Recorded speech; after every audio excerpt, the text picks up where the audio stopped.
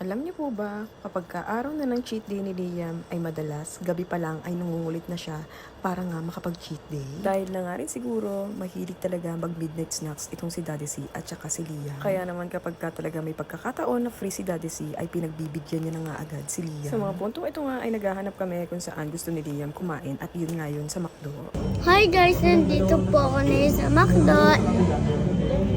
Sa mga puntong ito nga ay medyo tinotoyo itong si Liam dahil nga natatagalan siya sa order. Sa totoo lang ay pinapapalo up niya nga ng pinapapalo up sa amin ni Daddy C yung order.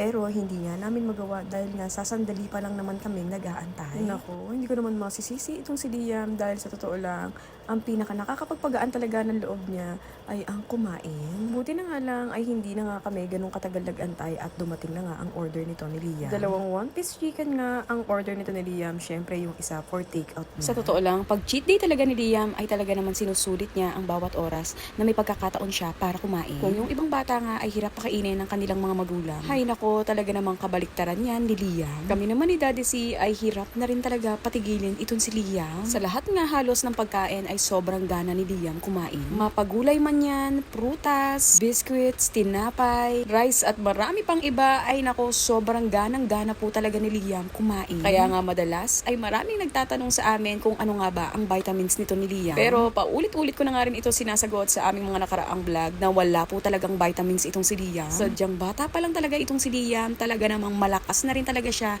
sa milk kahit hindi pa siya nagso-solid food. Hanggang sa nakalakihan na nga rin ito ni Liam na hanggang ngayon ay maganang-magana pa rin siya sa kanyang pagkain. Dahil sa kalakasan nga kumain ito ni Liam ay dito na nga nauso ang cheat day ni Liam. Ginawa nga namin ito ni Daddy C para kahit papano ay magkaroon siya ng disiplina sa kanyang pagkain. Kaya naman binigyan namin siya ng araw ng kanyang cheat day, which is Saturday and Sunday. At yung Monday to Friday naman po ay yun po yung limited lang ang kanyang po pwedeng kainin at may oras po ito. At bukod nga po dyan sa limited ang pagkain ni Liam ay more on fruits and vegetables po ang kinakain niya during weekdays. Kaya kung noon pa man ay nanonood na po talaga kayo ng video nito ni Liam, makikita niyo po talaga na nagbe-vegetables po talaga itong si Liam. Pero kahit nga may araw na ng cheat day si Liam, minsan talaga ay nakakataka siya sa amin ni Daddy C. Kapag ka nagkakaroon siya ng pagkakataon na hindi kami nakatingin ni Daddy C, ay talaga naman pumupuslit siya sa ref namin para nga makakain ng mga masasarap. Kaya naman kung mapapansin nyo, may mga ibang nagko-comment kay Liam, ang bansag talaga sa kanya ay batang ref. Dahil nga po yung mga naia-upload namin noon na video, yung mga pagpupuslit ni Liam ng mga pagkain. So yun lang guys, sa susunod na lang po ulit na kwento. God bless you all. Love, Don Liam and family. Bye-bye!